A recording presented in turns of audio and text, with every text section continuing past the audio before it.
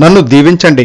పెడన నియోజకవర్గ ప్రజలందరికీ అందుబాటులో ఉండి ప్రతి సమస్యను తీరుస్తానని, జరగబో ఎన్నికల్లో నియోజకవర్గాన్ని గెలిపించి జగన్మోహన్ రెడ్డి గారికి కానుకగా ఇస్తానని తెలియజేస్తూ, నాపై నమ్మకం ఉంచి నాకు నియోజకవర్గ బాధ్యతలు అప్పగించిన సీఎం జగన్మోహన్ రెడ్డి గారికి కృతజ్ఞతలు తెలుపుకుంటున్నాను. ప్రతి కార్యకర్తని, ప్రతి నాయకుడిని, ఇలా ప్రతి ఒక్క జనాలని అందరినీ కలుసుకుని వాళ్ళ యొక్క పరిస్థితులు, వాళ్ళకి ఏమేమి అవసరాలు ఉన్నాయి, అట్లాగే ఈ కాన్స్టిట్యున్సీలో ఏమేమి ఇబ్బందులు ఉన్నాయి అవన్నీ కూడా నేను తెలుసుకుని ప్రతి ఒక్కరి నుంచి కూడా వాళ్ళు చెప్పే సలహాలు, సూచనలు అన్నీ తీసుకుని పార్టీ నాయకుల్ని, కార్యకర్తల్ని, ప్రజలను అందరినీ కలుపుకొని ఖచ్చితంగా నేను అందరికీ అందుబాటులో ఉండి రానున్న రోజుల్లో పెడన రూరల్, బంటుమిల్లి మండలం, పృథ్వేని మండలం, గూడూరు మండలం, పెడన పట్టణం అన్నింటిలో కూడా ఖచ్చితంగా అభివృద్ధి ఫలాలు అందేలాగా, మరింత ముందుకు తీసుకెళ్లేలాగా ఆల్రెడీ జగన్మోహన్ రెడ్డి గారు సంక్షేమ సారథిగా నడుస్తూ ఉన్నారు. అలాగే అభివృద్ధికి బాటలు వేస్తూ ఉన్నారు.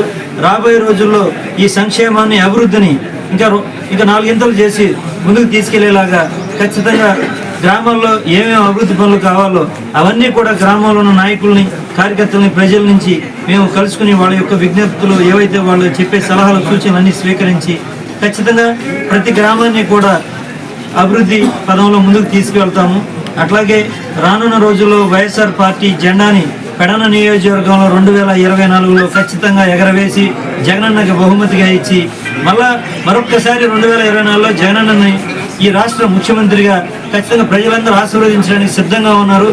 అట్లాగే మరొక విషయం ఏంటంటే ప్రతి ఒక్క కార్యకర్త, నాయకుడిని, అలాగే ప్రజల్ని అందరినీ కూడా నేను ఎల్లవేళ అందుబాటులో ఉంటానని, ఈ అవకాశం నాకు ఇచ్చినటువంటి జగనన్నకి మరొకసారి ధన్యవాదాలు తెలియజేసుకుంటూ, ఈ అవకాశం ఇచ్చిన మీ అందరికీ కూడా కృతజ్ఞతలు తెలియజేసుకుంటూ, మీ అందరినీ కూడా నేను వేడుకునేది ఒకటే, నన్ను మీ బిడ్డగా ఖచ్చితంగా నన్ను ముందుండి మీరందరూ నడిపించాలని చెప్పేసి అని, నేను చిన్నవాడిని, ఖచ్చితంగా మీరందరూ సహాయ సహకారాలు ప్రతి ఒక్కరికి కూడా మీ దీవెనలు, ఆశీర్వాదాలు నాకు కావాలని చెప్పి నేను అందరినీ వేడుకుంటూ, ఈ పెడన నియోజకవర్గ ప్రజలకి ఎప్పుడూ కూడా నేను అందుబాటులో ఉంటాను.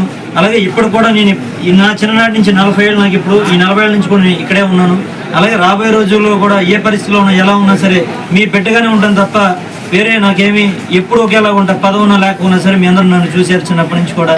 అలాగే రేపు పొద్దున ఈ పెడన నియోజకవర్గం నుంచి కూడా వైఎస్ఆర్సీపీ జెండా ఎగరవేసి అసెంబ్లీలో పెడన వాణి వినిపించడానికి మీరందరూ కూడా నాకు అండగా ఉండాలని, ఖచ్చితంగా మీ బిడ్డగా రాబోయే రోజుల్లో ఈ పెడన పేరుని ఖచ్చితంగా ఇమిడింపజేసేలాగా నేను పనిచేస్తూ ఉంటాను. ఎప్పుడు కూడా మీకు తలవంపులు చేసి లేదా మీకు చెడు మాట తీసుకొచ్చే పరిస్థితి ఉండదు.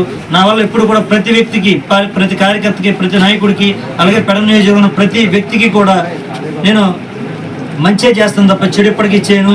ఇది నేను సభాముఖంగా